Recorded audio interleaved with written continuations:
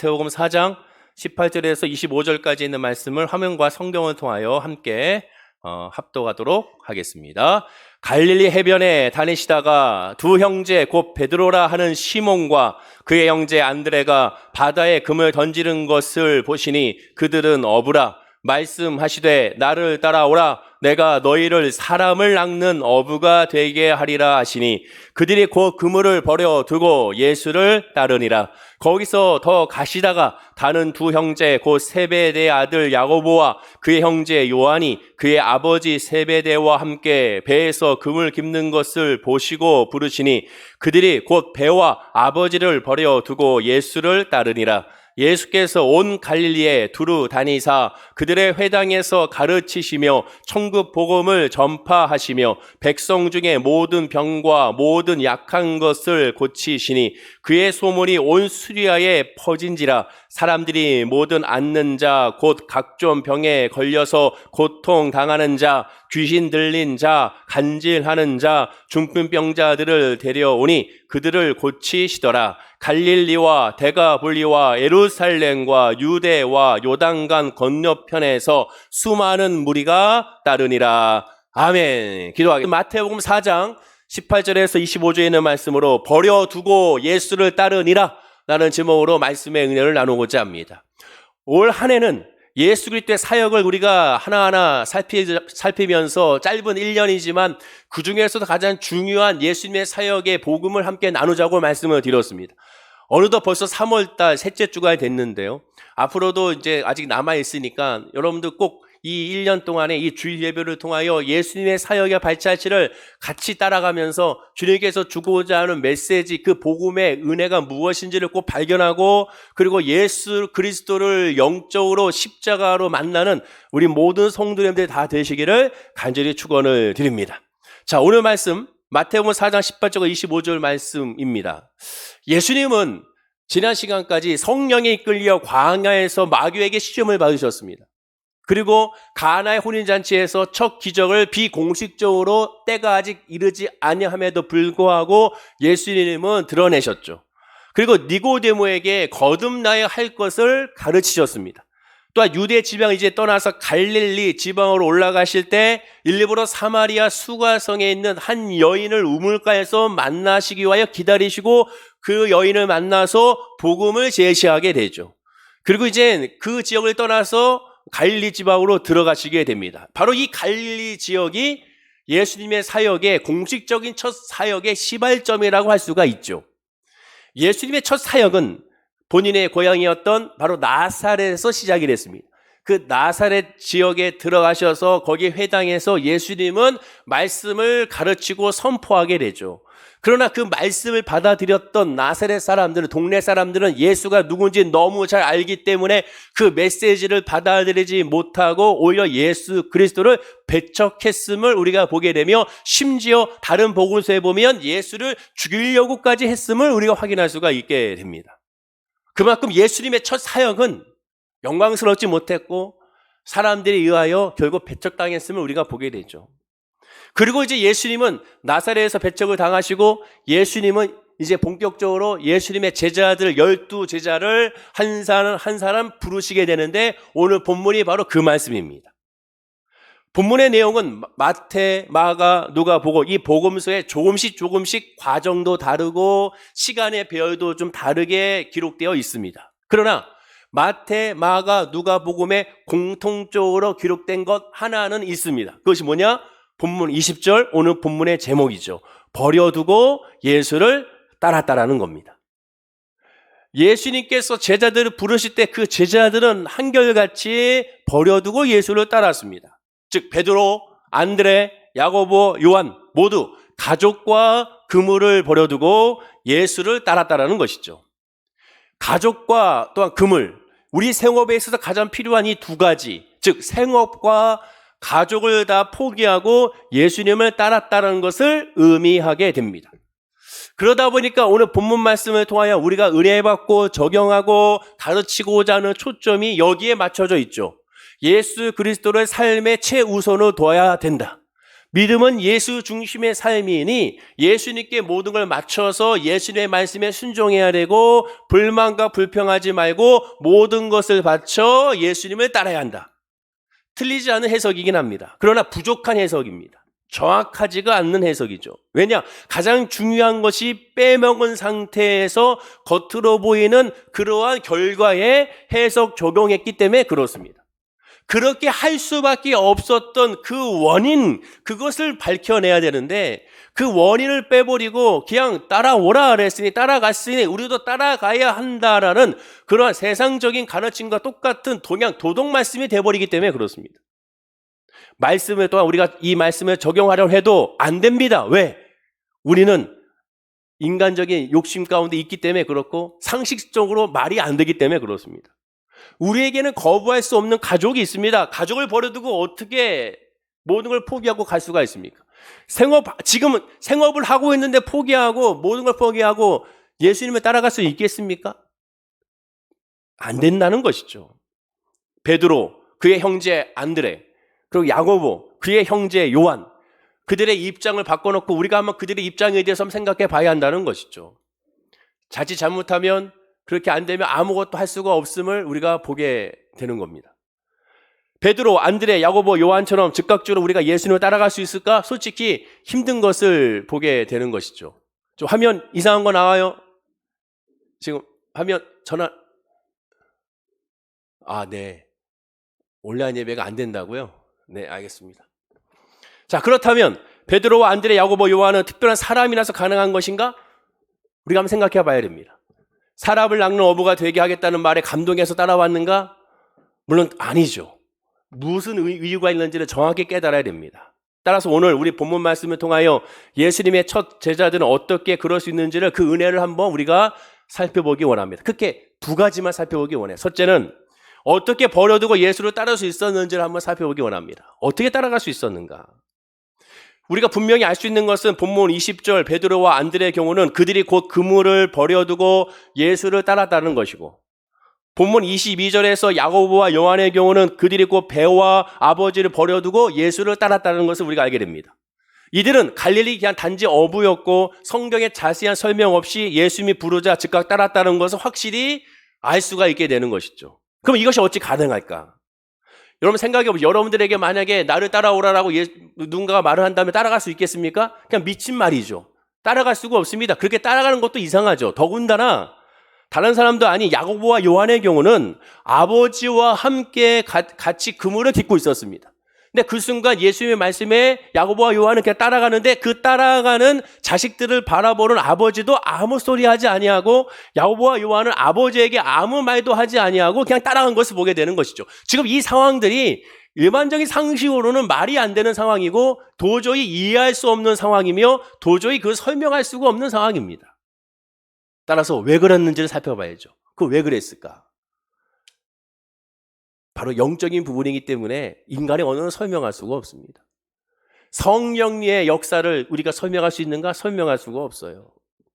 영화 배너라는 영화에 보면 거기에 호송대장이 배너에게 물을 주지 말라고 하면서 물을 주는 사람들을 때리려고 채찍을 드는 모습을 보이게 됩니다.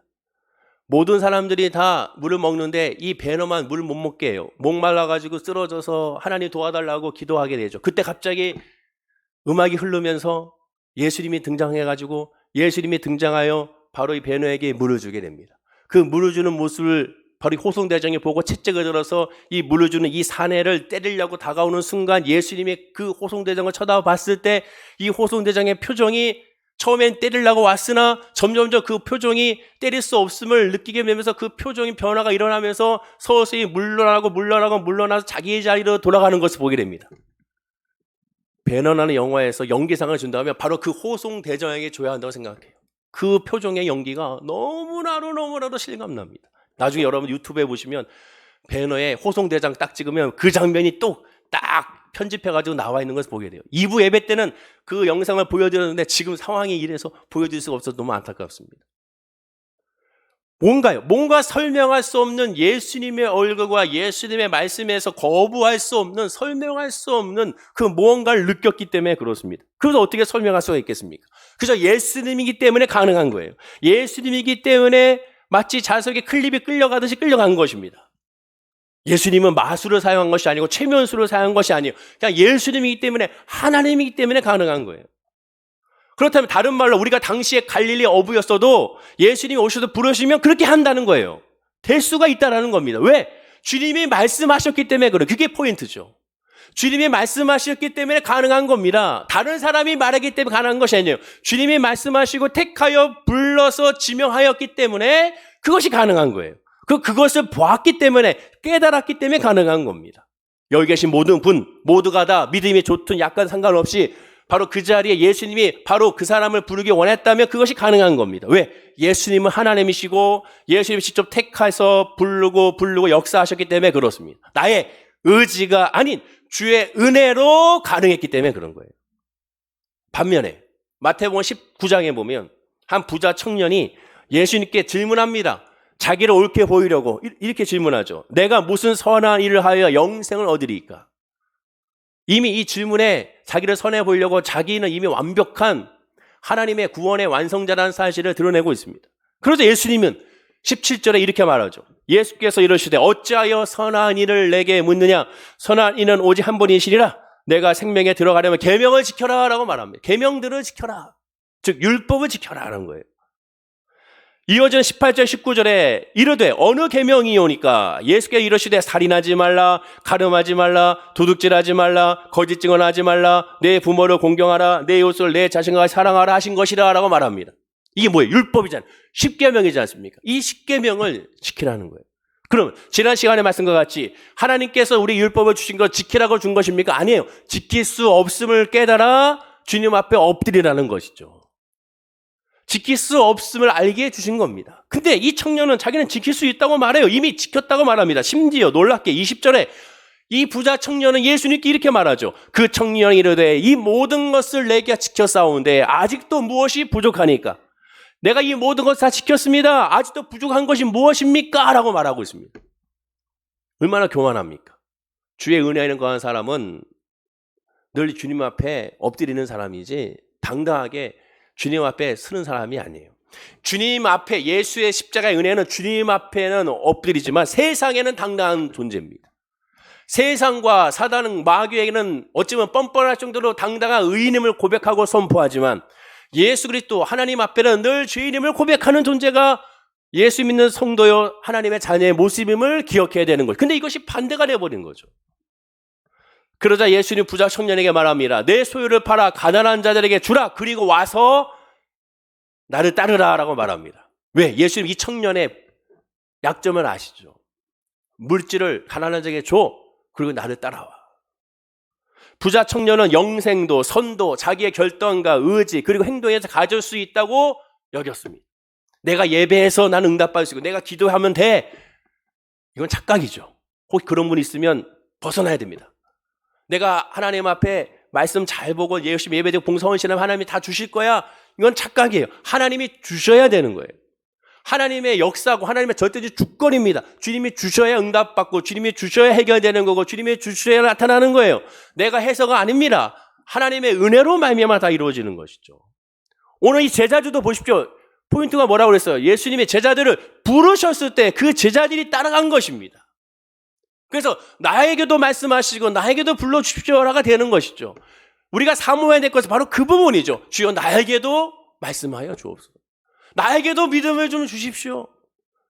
왜 다른 사람은 믿음을 주고 왜 나는 믿음이 없습니까? 왜 다른 사람은 기도하게 하시고 왜 나는 기도하지 못하게 합니까? 그걸 구하라는 거예요. 그러한 불만과 불평, 그 거룩한 불만과 불평은 하나님 앞에 옳은 겁니다. 하나님이 받으시는 거예요. 다윗의 기도가 그랬지 않습니까? 하나님 앞에. 불만과 불평, 세상이 하는 것이 아니라 하나님께 하는 거죠. 나에게도 은혜를 달라. 나에게도 응답을 달라. 나에게도 기회를 달라. 왜 이 사람들만 제자를 불렀습니까? 나도 좀 불러주세요라고 해야 되는 거예요. 그러면 하나님께서 그것을 응답하시는 겁니다. 제자들은 예수님이 지명하여 불렀기 때문에 가능한 거예요. 내가 해야지가 아닙니다.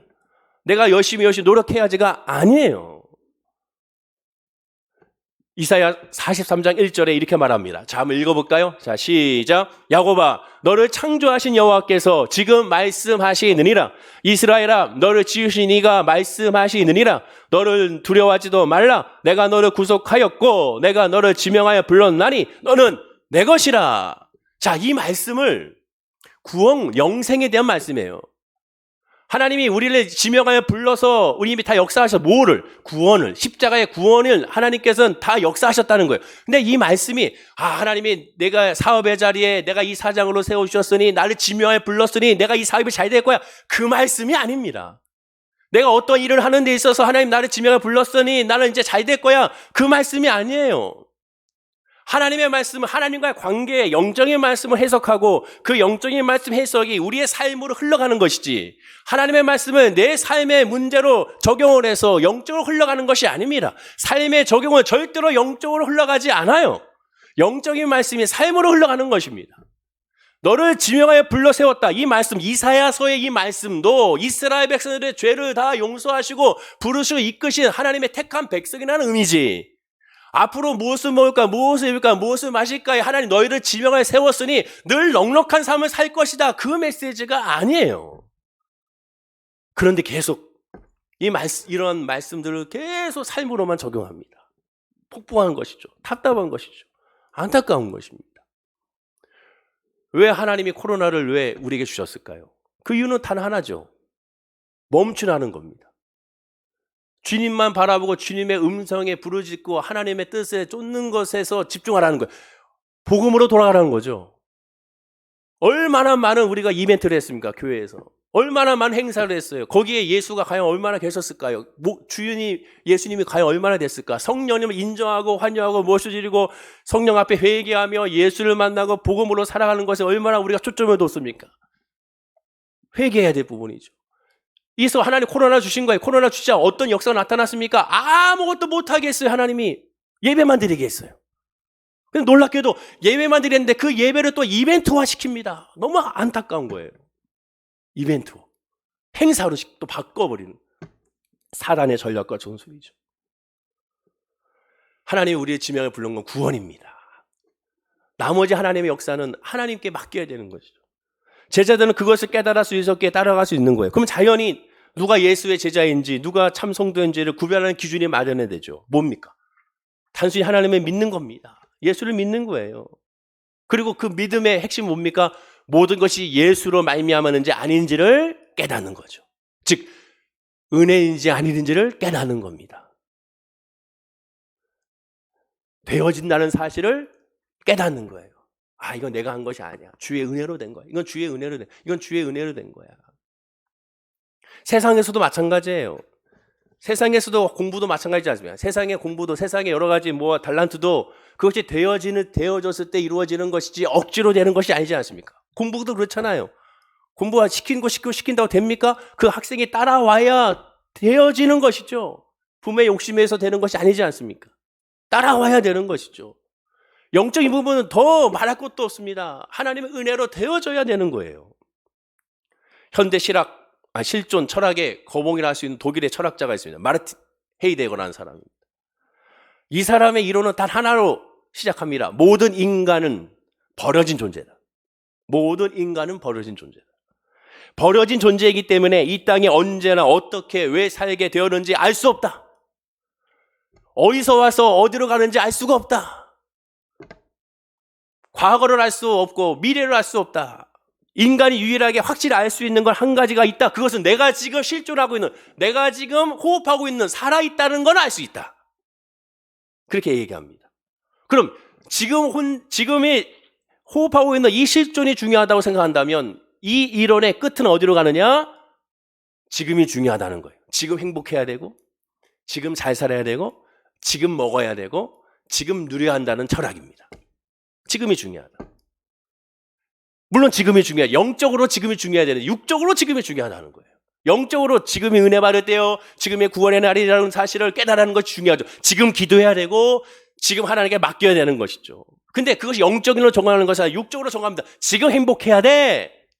지금 네가 지금 누려야 돼. 지금 네가 기뻐해야 돼. 지금 네가 이 모든 것에 다 해야 돼. 지금이 중요합니다. 그래서 마틴 헤이데거의 철학은 그저 오늘 하루 어떻게 잘 먹고 잘 사는가 만이 인간 존재의 유일한 관심사라고 말하고, 그것이 고대로부터 인간은 지금까지 흘러왔다는 거예요. 그래서 지금도 옛날에 고대나 지금도 뭐 남미에 있는 무슨 그 여러 가지 많은 야만 이런 족들이라 할 수 있는 그런 사람들은 여전히 사냥만 집중하지 않습니까? 하루하루 먹을 것만 집중하죠.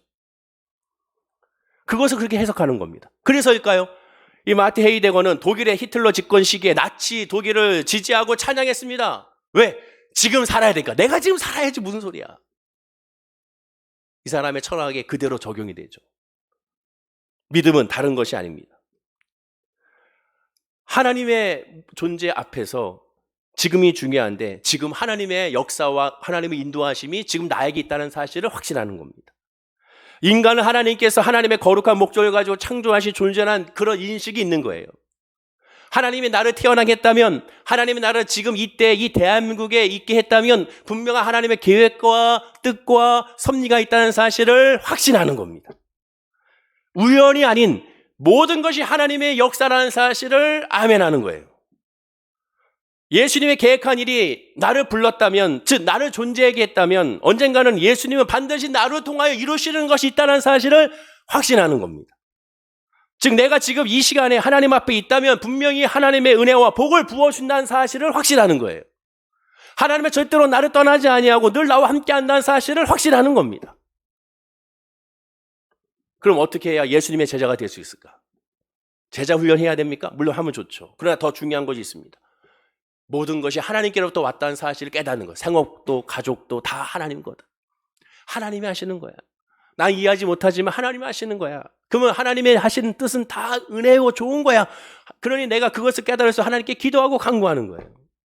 예수의 믿음으로 말미암아 내 생업 안에, 내 삶 안에 예수님의 뭔가 은혜가 있고, 내 가족 안에 뭔가 은혜가 있고, 지금 이 질병과 문제와 아픔과 상처 안에 하나님의 뜻과 계획과 섭리, 감추어진 보물이 있다는 사실을 확신하는 것입니다. 그리고 그것을 찾는 거예요. 그리고 그것을 구하는 거예요. 그것이 예배로 흘러가게 되는 것이죠. 지금 기도하고 있다면 반드시 하나님께서는 나를 인도하신다는 사실을 가운데 확신하는 겁니다. 거기서부터 예수님의 제자가 되는 거죠. 사도 바울이 이렇게 고백했습니다. 빌립보서 3장 7절과 9절입니다. 한번 읽어볼까요? 자, 시작. 그러나 무엇이든지 내게 유익하던 것을 내가 그리스도를 위하여 다 해로 여길 뿐더러 또한 모든 것을 해로 여김은 내 주 그리스도 예수를 아는 지식이 가장 고상함을 인함이라. 내가 그를 위하여 모든 것을 배설물로 여김은 그리스도를 얻고 그 안에서 발견되려 함이니 내가 가진 의는 율법에서 난 것이 아니요 오직 그리스도를 믿는 믿음으로 말미암는 것이니 곧 믿음으로 하나님께서 난 의라. 하나님의 은혜를 발견하는데 방해가 되는 것이 있다면 다 버린다는 거예요.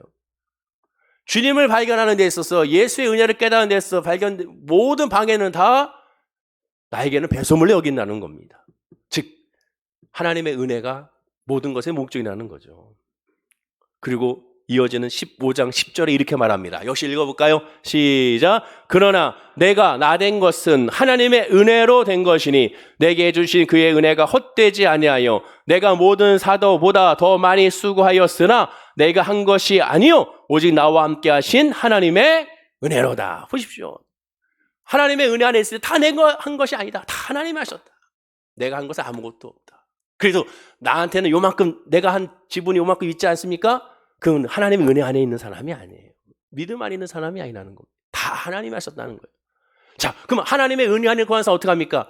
이 땅에 이름을 남길 필요가 없어요. 왜? 하나님의 나라가 있는데, 이 땅에 썩을 것인데 왜 여기서 이름을 남기려고 합니까? 왜 여기에 목적을 둬요?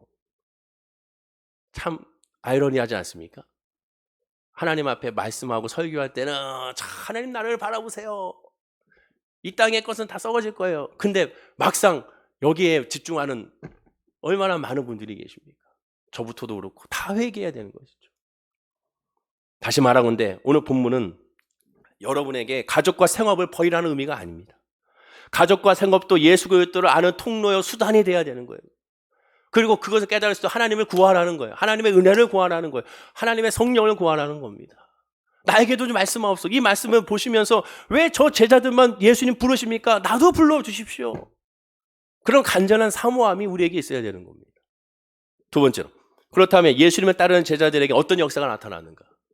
본문 23절에 보십시오. 자, 23절 말씀 읽어볼까요? 자, 시작. 예수께서 온 갈릴리에 두루 다니사 그들의 회당에서 가르치시며 천국 복음을 전파하시며 백성 중에 모든 병과 모두 약한 것을 고치시니. 첫째는 그들의 회당에서 가르치셨다. 예배를 드렸다는 것이죠. 두 번째는 천국 복음을 전파하셨습니다. 제자들이 되고 나서 함께 예수님과 함께 천국 복음을 전도와 선교하게 되죠. 세 번째, 모든 병과 모든 약한 것을 고치셨습니다. 이 구제하고 봉사와 교제를 의미하게 되겠죠. 결국 교회가 해야 될 사역은, 예수 믿는 사람들이 해야 될 모습은 이 세 가지입니다. 예배를 통한 말씀 사역, 전도와 선도의 선교 사역, 구제와 봉사 사역입니다. 이게 본질이 돼야 되죠. 그리고 첫 시발점은 예배가 먼저입니다. 예배가 주가 되죠. 예배가 핵심입니다. 예배를 통한 천국 복음의 전파, 예배를 통한 모든 병과 약한 것을 고치시는 구제와 교제 사역이 예배를 통하여 이루어져야 되는 겁니다. 근데 문제는 이러한 것들을 잘하고 있으면 믿음이 좋은 것이라고 생각하는 것이죠. 어떤 사람을 두고 믿음이 좋다고 표현할 때 우리가 표현하는 것은 대부분 어디 때문에 이렇게 말하느냐? 예배 잘 드리고 전도 열심히 하고 구제하고 봉사할 때 믿음이 좋다고 우리가 평가합니다. 그러나 그 모습은 그냥 외적인 모습에 불과해요. 어디까지나 기억하십시오. 그것은 신앙생활을 표현한 것이지 신앙 그 자체는 아닙니다. 예배를 드리고 열심히 봉사하고 헌신하는 모습 아름답죠. 그러나 그 자체가 신앙이 아니에요. 신앙생활의 외적인 드러내는 것입니다. 그러한 모습이 아주 좋다고 해서 그 사람이 믿음이 있다라고 할 수는 없습니다. 그러나 우리는 반대로 신앙이 있는 사람은 신앙생활이 흘러갈 수밖에 없죠. 신앙생활을 잘한다고 신앙이 좋은 것이 아닙니다. 즉 신앙생활과 신앙을 혼동해서는 안 됩니다. 어쩌면 우리는 우리의 신앙을 성숙시키기보다 신앙생활을 잘하는 목표로 삼고 있지 않은지를 반성해야 됩니다. 회개해야 됩니다. 특히 저 같은 주의 종도는 더 회개해야 돼요. 한 성도의 신앙으로 위해서 신앙을 놓고 기도하는 것보다는 신앙생활에 더 목표를 두는 것은 아닌가. 당장 눈에 보이는 사역을 달성하기 위하여 신앙생활이 신앙인 것처럼 가르치는 경우가 얼마나 많은가. 신앙생활을 잘하기 위하여 신앙을 동원하는 것이 아닙니다. 신앙을 위하여 신앙생활이 동원되는 것이죠. 즉 하나님과의 관계, 예수를 나의 구주로 영접하고 깨닫게 하기 위하여 나머지 신앙생활의 모습이 필요한 것입니다. 그것 자체가 목적이 돼서는 안 되는 거예요. 예배가 목적이 아니라, 기도가 목적이 아니라, 봉사가 목적이 아니라 그를 통하여 예수로 나의 구주 삼고 성령으로 변화된 것을 깨닫게 하는 통로가 되어야 되는 것이죠. 자, 오늘 본문 23절을 다시 한번 보십시오. 자, 23절 말씀을 읽어볼까요? 자, 시작. 예수께서 온 갈릴리에 두루 다니사 그들의 회당에서 가르치시며 천국 복음을 전파하시며 백성 중에 모든 병과 모든 약한 것을 고치시니. 사실상 예수님께서 궁극적으로 그 사역의 목표로 삼는 것은 회당에서 가르치고 복음을 전파하고 모든 약한 것을 고치는 것들이 아닙니다. 어디까지나 지금 이 모습, 본문 23절의 모습은 예수님의 사역 활동입니다. 신앙생활처럼 예수님의 사역의 활동입니다. 핵심이 아니에요. 그 핵심이 궁극적인 목표를 이루기 위한 활동이지 그 자체가 아니라는 거예요. 그럼 예수님의 궁극적인 사역의 목표가 뭡니까? 예수님이 이 땅에 오신 목적이 뭐예요? 구원이잖아요. 그리고 그 구원의 완성을 위하여 예수님께서 계속 하시는 것이 뭡니까? 강조한 것이 뭐예요? 본문 25절, 오늘 마지막 절 25절에 답이 나옵니다. 자, 읽어볼까요? 자, 시작. 갈릴리와 데가볼리와 예루살렘과 유대와 요단강 건너편에서 수많은 무리가 따르니라. 자, 보십시오. 수많은 무리가 따르니라. 예수를 따라가는 거예요. 그게 목표예요. 구원은 뭡니까? 내가 구원받았어. 구원은 뭐예요? 예수님을 따라가는 거예요. 예수 닮기 원하는 거예요. 그게 예수님의 사역의 목표입니다. 이를 위해 예수님은 우리에게 뭘 보내주십니까? 성령을 보내주신 거예요. 그게 목적입니다. 근데 예수님의 사역의 목적이 이와 같은데도 불구하고 계속 우리는 어디에 집중하는지 생각해 봐야죠. 신앙에 집중해야지 신앙생활에 집중해서는 안 되는 거예요. 신앙의 이름으로 말미암아 만족해하고 위로를 받아야지 신앙생활로 위로하고 만족하면 안 됩니다. 내가 기도했으니 될 거야. 내가 예배 드렸으니 될 거야. 거기에 예수가 없고 예수를 만나자면 아무런 의미가 없는 거예요. 시간만 흘러간 거예요. 그래서 제가 늘 강조하잖아요. 이렇게 예배 시간을 왔는데도 불구하고 기도하지 않고 예수를 구하지 않는 게 가장 안타깝다. 오늘 본문 19절에 보십시오. 예수님 뭐라고 하니까 말씀하시되 나를 따라오라. 본문 21절에 배에서 그물 깁는 걸 보시고 부르시니 따라가는 거예요. 따라가는 거예요. 예수님을 믿는 자는 따라가는 거예요. 아까 부자 청년 예수님 뭐라 합니까? 다 가난한 자에 나눠주고 나를 따라오라. 그게 믿는 거예요. 그게 구원이에요. 구원받는 사람은 예수를 따라가는 거예요.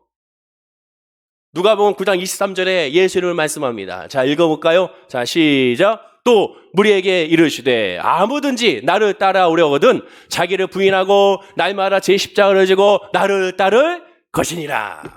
예수를 따라가는 거예요. 예수를 따라가기 위하여 복음이 전파되고 예수를 따라가기 위하여 가르침을 받고 예수를 따라가기 위하여 약한 것들이 고쳐지는 겁니다. 목적은 예수를 따라가는 거예요. 근데 예수는 안 따라가. 그냥 머물러 있는 거죠. 그러면 성장이 안 되는 거예요. 예수를 가르치고 전파하는 고친 것은 예수라는 수단이요 통로입니다. 근데 사탄은 계속 거기에 집중하게 만들어요. 이 수단 통로 본질이 아닌 것에 집중하게 만들어서 싸우게 만들고 시험 들게 만들고 무너지게 만듭니다. 왜? 그래야 따라가지 못하게 하니까. 요설적으로 보면 아무리 신앙생활 열심히 해도 예수를 따르지 않으면 신앙은 꽝인 거예요. 안타까운 겁니다. 그럼 예수를 잘 따른다는 것이 뭘까요? 아까 이 말씀처럼 십자가를 지고 자기를 희생하며 남을 살려야 되는 것이 예수를 따라가는 것일까요? 예수님의 가르침대로 원수를 사랑하고 억지로 오리를 가져가며 심리를 가지고 오른팔을 때리며 왼팔도 내밀어주며 일흔 번씩 7번을 용서해주는 삶을 사는 것입니까? 솔직히 기독교인 중에 이렇게 사는 사람 몇 명이 있겠습니까? 예수님을 잘 따른다는 것은 간단합니다. 이것이 아니에요. 이것도 나중에 또 말씀은 나오겠지만 이 말씀의 목적이 이것 자체로 문자적으로 해석하면 안 되는 것이죠. 비유의 말씀인 사실을 기억해야죠. 예수를 잘 따른다는 것은 예수를 잘 믿는 겁니다. 너무 시시합니까? 자, 본문 24절을 보십시오. 너무 중요한 말. 24절을 여러분 같이 읽을 때 이 24절에서 이상한 점을 발견해야 돼요. 24절에서 이상하다 라는 것을 깨달아야 됩니다. 자, 24절 읽어볼까요? 자, 시작. 그의 소문이 온 수리아에 퍼진지라 사람들이 모든 앓는 자, 곧 각종 병에 걸려서 고통당하는 자, 귀신 들린 자, 간질하는 자, 중풍병자들을 데려오니 그들을 고치시더라. 여기서 아멘이 나오면 안 되는 거예요. 슬퍼해야 돼. 뭐가 이상합니까? 여러분, 지난 시간에 우리는 요한복음에서 사마리아 수가성 여인을 만났습니다. 사마리아인들이 예수를 만나는 것과 지금 자기들이 택함받은 선미라고 얘기했던 유대인들이 예수를 만나는 것을 비교해 보십시오. 사마리아 수가성에 있는 그 사마리아 사람들이 예수님의 소문을 들은 것과 지금 유대인들이 예수님의 소문을 듣고 반응하는 것을 비교해 보세요. 어마어마한 차이가 있습니다. 이 한 구절에 예수는 우리에게 말씀하고 있는 거예요. 너는 과연 누구냐? 너는 사마리아 사람과 같냐? 유대인과 같냐라고 질문하고 있습니다. 그의 소문이 온 수리아에 퍼졌습니다. 그의 소문 누구예요? 예수님의 소문이죠. 그러면 예수님의 어떤 소문이 퍼졌습니까? 이어지는 말씀을 보면 알잖아요. 사람들이 모든 앓는 자, 각종 병에 걸려서 고통당하는 자, 귀신 들린 자, 간질하는 자, 중풍병자들을 데려왔다라고 합니다. 그리고 그들을 고치셨어요. 예수님에 대한 소문이 어떤 소문이 퍼졌습니까? 질병을 치료한다는 소문, 귀신 들린 자가 나간다는 소문, 약한 자를 고친다는 소문이 들렸어요. 복음의 소식이죠. 은혜의 소식이죠. 그러나 예수님 앞에서는 예수님은 슬픈 소식이죠. 나중에 나오겠지만 나중에 복음서 뒤에 보면 예수님은 우셨지 않습니까? 지난주 말씀과 비교해 보십시오. 멀리 갈 것도 없습니다. 지난주 요한복음 4장 39절에 42절이에요. 제가 읽어드릴게요. 얼마나 다른지. 여자의 말이 내가 행한 모든 것을 그가 내게 말하였다 증언하므로 그 동네 중에 많은 사마리아인이 예수를 믿는지라. 사마리아인들이 예수께 와서 자기들과 함께 유하시기를 청하니 거기 이틀을 유하심에 예수의 말씀으로 말미암아 믿는 자가 더욱 많아 그 여자에게 말하되 이제 우리가 믿는 것은 내 말로 인함이 아니니 이는 우리가 친히 듣고 그가 참으로 세상의 구주신 줄 알미라 하였더라. 지금 시간의 흐름 대로 제가 지금 계속 매주마다 나가고 있어요. 예수님의 사역을. 오늘 본문은 예수님이 수가성에 있는 사마리아 사람들을 만나고 온 그 다음입니다. 예수님에 대한 사마리아인들의 소문과 유대인들의 소문이 얼마큼 다릅니까? 뭐가 달라요? 사마리아 사람들은 예수 그리스도를 구세주, 나의 주, 메시아로 여기고 그 메시아라는 소문에 그들은 예수를 만나고 예수의 말씀에 그들은 변화가 일어났습니다. 그 어떤 구절에도 내가 아프니까 내가 이거 치료해 주세요라고 온 사람이 아니에요. 예수를 나의 구주 삼기 위하여 예수님의 소문을 듣고 온 겁니다. 죄의 구원을 위하여 온 거예요. 말씀을 듣고 그 말씀을 듣고 그들이 변화가 일어났고, 변화가 일어나자 예수여 다른 데 가지 마시고 우리와 더 함께 하여 주옵소서, 이틀을 더 유하시면서 그들에게 뭘 전했습니까? 치료해 준 것이 아니라, 그들의 약한 것을 고치신 것이 아니라 말씀을 전해 줬습니다. 그 말씀으로 그들이 믿는 자가 더 늘어났다고 하고 있어요. 그러나 오늘 본문의 유대인들을 보세요. 본문 25절에 보면 어디서 왔습니까? 갈릴리, 데가볼리, 예루살렘, 유대, 요단강 건너편. 성경을 그냥 읽으면 안 됩니다. 이거 보면서 와, 갑자기 이렇게 소름이 확 돌게 됩니다. 왠지 아십니까? 이 지역이 어디예요? 하나님께서 아브라함에게 주신, 이스라엘 백성들을 출애굽할 때 주신, 여호수아에게 주셨던 약속의 땅, 젖과 꿀이 흐르는 가나안 땅을, 지역을 다 얘기하고 있습니다. 하나님의 약속의 땅에서 그들이 다 몰려왔어요. 근데 예수를 나의 주로 삼고자 메시아로 여기고 메시아를 만나고자 온 것이 아닙니다. 그들은 단지 자기의 문제, 그것만 해결하기 위해 온 거예요. 어느 누구도 메시아에 대해서는 관심이 없어요. 예수님에 대해서 관심이 없어요. 하나님에 대해서 관심이 없어요. 사마리아 사람들은 예수에 관심이 있습니다. 메시아에 관심이, 듣고 싶어. 주의 말씀을 듣고 싶어. 근데 이들은 빨리 고쳐줘. 나 말씀 좀 전화 고쳐줄게. 아니야, 빨리 먼저 고쳐줘. 이 차이가 예수를 따라가는 사람과 예수를 따르지 않는 사람, 신앙생활의 목표를 두는 사람과 신앙의 목표를 두는 사람의 차이가 여기서 나타나는 겁니다. 여러분들은 어떻습니까? 예수님을 찾는 이유가 뭡니까? 어떤 소문을 들었습니까? 그리고 소문을 듣고 해결하기 왔다면 예수를 만나야 되지 않겠습니까? 오해하지 마십시오. 각종 병에, 고통에, 귀신 들려, 간질과 중풍, 세상의 모든 것으로 예수님께 나와야 됩니다. 근데 그것은 통로가 돼야죠. 와서 거기서 머무르는 것이 아니라 이를 통하여 예수를 만나야죠. 그것이 주님의 목적입니다. 고난을 우리에게 허락하신 목적이 뭐예요? 그걸 통하여 예수를 만나기 위한 거예요. 고난 가운데 역사하신 하나님의 은혜를 발견하기 위한 것이죠. 물질의 문제, 사업의 문제, 직장의 문제, 또한 이 질병의 고통으로 주님께 와서 엎드려 이제 예수를 만나야죠. 요한복음 2장에서 마리아는 하인에게 이렇게 말했지 않습니까? 너희에게 무슨 말씀을 하시든지 그대로 하라. 예수가 나의 주님이시면 무슨 말씀을 하시는지 그대로 하는 거예요. 그 말이 이해가 안 될 수도 있습니다. 내 생각과 다를 수도 있어요. 내가 원하는 바와 정반대일 수도 있습니다. 그러나 나에게 말씀하셨다면 아멘 하는 거예요. 그리고 그 말씀이 무슨 말씀인지 평안한 겁니다. 왜 안 해줍니까? 왜 치료해 주지 않습니까? 왜 해결해 주지 않습니까? 그게 아니라 주여 나에게 말씀하옵소서, 그 말씀으로 말미암아 자유함을 누리는 거예요. 그러니까 모든 걸 버려두고 예수로 따라갈 수가 있는 거고, 그것이 바로 믿음이고, 그것이 구원이고, 그것이 은혜고, 그것이 성령 충만한 사람의 모습이고, 이러한 모습을 누릴 수 있도록, 이것을 깨달아 알 수 있도록 교회의 사역은, 주의 종의 사역은, 직분자들의 사역은 그 방향으로 흘러가야 되는 겁니다. 근데 그것은 우리가 원하는 방법과 계획대로 되는 것이 아니에요. 왜? 하나님이 해주시는 거니까. 그러니까 뭘 합니까? 인간이 하시는 것이 아니라 하나님이 해주시는 거니까, 당장의 열매가 없으니까 계속 세상적인 논리로서 복음을 왜곡하게 되는 거예요. 사탄은 그것을 이용하게 만드는 겁니다. 속으면 안 돼요. 영적인 분별력을 가져야 됩니다. 예수님의 말씀을 보세요. 계속 강조하는 것은 바로 이 부분입니다. 그런데도 어리석게도 유대인들 깨닫지 못해요. 마태복음 27장에 보십시오. 예수님은 이 바리새파 사람들, 유대 종교 지도자들을 향하여 이 독살 자식들 하면서 아예 노골적으로 그들을 질책하지 않습니까? 그런데도 깨닫지 못하고 있습니다.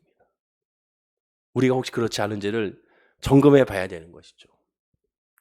성경은 아브라함을 믿음의 조상이라고 합니다. 왜 아브라함 믿음의 조상이라고 합니까? 그가 정말로 믿음이 좋았고 잘내서가 아닙니다. 그의 모습을 보게 되면 모리아 산에서 이삭을 하나님께 갖다 바칠 때 그 전만 해도 엉망진창이었잖아요. 자기 아내를 누이라고 속이고 자기 목숨이 아까워서 2번이나 속이고 늘 믿음의 모습으로 행하기보다는 늘 흔들리는 모습을 보였습니다. 그러나 이삭을 바치라는 모리아 산에서 그는 믿음의 완성을 보이게 되죠. 즉 하나님의 믿음을 보이게 됩니다. 맡기는 믿음을 보이게 되죠. 무슨 말씀 하시든지 그대로 하라는 그런 음성을 듣게 됩니다. 주님을 쫓는 모습을 보게 되죠. 왜?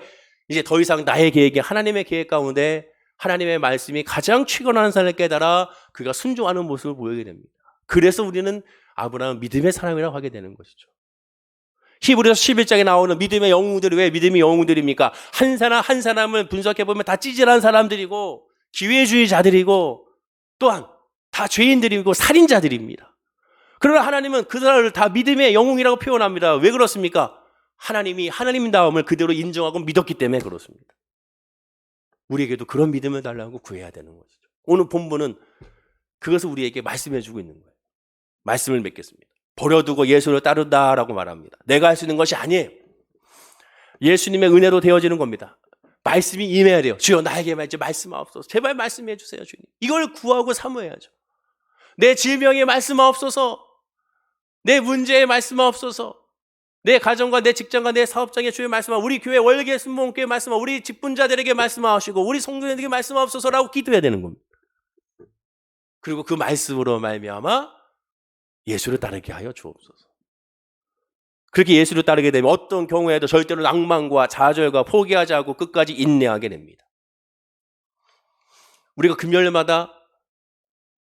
수요일마다 지금 야곱에 대해서 이야기 나누고 있는데 야곱을 사람들은 말하죠. 비겁하다, 치사하다. 아니에요. 야곱 같은 믿음의 사람이 우리가 돼야 되죠. 야곱을 살펴볼수록 그는 치사한 사람이 아닙니다. 비겁한 사람이 아니에요. 오해가 됐어요. 성경 그렇게 증거하고 있지 않은데. 야곱은 장자권의 축복을 받았습니다. 예수는 장자권의 축복을 팥죽 한 그릇에 팔아먹고 오히려 저주받았어요. 자, 그러면 야곱은 장자권의 축복을 받아서 그 이후의 삶은 정말 우리가 생각할 때 형통하고 열매 맺는 삶을 산다고 생각하잖아요. 근데 그랬나요? 반대로 예수는 장자권을 뺏겼으니 비참한 삶을 살아야 한다고 생각하지 않습니까? 정말 그랬나요? 아니었죠. 그 반대였죠. 야곱은 장자권의 축복을 받은 이후에 20년이 넘도록 죽도록 고생했죠. 말년에 조금 편안히 지내다 싶었는데 가장 사랑하는 아들 요셉을 잃어버리는 큰 슬픔을 겪게 됐죠. 반면에 에서는 어떻게 했습니까? 장자권을 뺏겼으니 비참한 삶을 사는 줄 알았더니 하나님이 없는 삶을 살아서 너무 불행한 삶을 사는 줄 알았더니 웬걸 에서는 그래왔던 것처럼 가나안 땅을 누비면서 사냥하면서 이 여자 저 여자 계속 결혼하고 또한 땅을 넓히고 수많은 자기를 따르는 군사들을 조련하고 아주 행복하게 살았습니다. 야곱을 만날 때도 약복 나누지 야곱을 만날 때도 어땠습니까? 아주 행복하게 그를 만나잖아요. 모든 물질을 준다고 했을 때 아니야 네가 가져가 나는 이미 부자야 난 필요 없어라고 말합니다. 그는 부자의 삶을 살았고 행복한 삶을 살았습니다. 어찌 이럴 수 있습니까? 하나님의 장자권을 버린 자가 어떻게 이렇게 행복할 수 있나요? 하나님은 하나님을 중심으로 모시고 예수님을 따르는 성도의 인생을 어떻게 보면 고난의 삶처럼 보이게 만듭니다. 자기가 자신의 주인이 돼서 세상을 향해 따르고 사는 자는 어떻게 보면 형통하고 안일하고 편안하고 늘 승승장구한 것처럼 보내는 삶을 지내도록 만들어 보이는 것 같습니다. 그러나 그렇지가 않죠. 우리는 알지 않습니까? 야곱은 그럼에도 불구하고 하나님을 의지하기에 이 세상이 알 수 없는 은혜와 평강이 야곱에게 임하고 있었음을. 그리고 야곱은 이스라엘이라는 이름을 얻은 것처럼 하나님 앞에 기억된 존재였고 예수는 그렇지 않음을 우리가 알게 되죠. 불신자들에게 있어서 소망이란 세상의 평안입니다. 그러나 성도에게 있어서 소망이란 예수 그리스도인한 사실을 기억해야죠. 이것을 깨달았기에 버려두고 예수를 따를 수가 있게 되는 겁니다. 바로 이때 어떤 실패도 예수 그리스도 안에서 새롭고도 완전한 성공으로 바꿔주시는 은혜를 누리게 되는 것이죠. 여러분의 신앙은 어떻습니까? 여러분들의 지금 믿음은 어떤가요? 과연 어디에 중심을 두고 있고 무엇을 구하고 있습니까? 또 이 제자들을 예수님이 부르신 것처럼 나도 주님께서 부르기 원하고 사모하는 모습이 있는지 살펴봐야 됩니다. 예수님의 소문을 과연 무엇을 듣고 있는지를 여러분 주목해야죠. 그리고 예수님께 어떻게 다가가고 있는지를 주목해야 됩니다. 그리고 주님께 무엇을 원하는지를 물어봐야죠. 그리고 그것을 받았는지 안 받았는지를 또한 묵상해야 되고 은혜 안에 있는지 아닌지를 또 살펴봐야 됩니다. 그리고 그 믿음 안에서 오늘 하루를, 이번 한 주를 승리하는 우리 성도님들이 다 되어야 될 줄로 믿습니다. 다시 강조하지만 하나님의 은혜가 우리에게 임해야 됩니다. 주여 우리에게 임하여 주옵소서. 나에게 임하여 주옵소서. 내 고통, 내 아픔, 내 상처, 내 외로움, 내 우울함 하나님 아시지 않습니까? 나에게 함께하여 주옵소서. 나와 함께하여 주옵소서. 부르짖으세요. 구하십시오. 하나님 앞에요. 내어 맡기세요. 평일날이면 이 성전 비어 있습니다. 오셔서 부르짖으세요. 기도하십시오. 혼자 구하고 기도하기가 좀 어색하면 여기다가 계속 이렇게 찬송가 틀어놓겠습니다. 부르십시오. 그러면 반드시 하나님께서 역사하십니다. 그리고 그 역사를 깨닫게 되면 더 이상 거기서 좌절하지 않고 일어나 놀라운 은혜로 말미암아 변화된 삶을 살아가게 되는 것입니다. 그 은혜가 우리 예비와 구한과 우리 모든 성도님들에게, 또한 저에게, 우리 모든 가족들에게 임하길 간절히 축원하고 기도드립니다. 기도하겠습니다. 아버지 하나님, 버려두고 예수를 따라갈 수 있는 은혜가 우리 모든 성도님들에게 임하게 하여 주옵소서. 이를 위해서는 말씀하여 주옵소서. 우리 성도님들에게 말씀을 부어 주시옵소서. 가정에 말씀하옵소서. 또한 자녀에게 말씀하옵소서. 직장과 사업에 말씀하시고 질병에 말씀하옵시고 무엇보다 우리의 영에 하나님 말씀하여 주셔서 예수를 믿고 예수를 쫓을 수 있는 은혜가 우리 모든 성도님들의 삶과 또한 아버지의 믿음 가운데 흘러 넘쳐나게 하여 주시옵소서. 예수를 나의 구주 삼아 성령으로 변화되길 원합니다. 문제가 있고 아픔이 있고 상처가 있으니 주님을 바라봅니다. 그 은혜 안에서 누리길 원합니다. 감사하기 원하오니 성령에 붙들어 주셔서 그 믿음으로 말미암아 매일매일 하루하루의 삶이 사도 바울의 고백과 같은 은혜로다라고 고백할 수 있는 역사가 우리 모두 성도님들에게 나타나게 하여 주시옵소서. 감사 찬송 주께 드리며 예수님의 이름으로 기도드립니다. 아멘. 우리 말씀을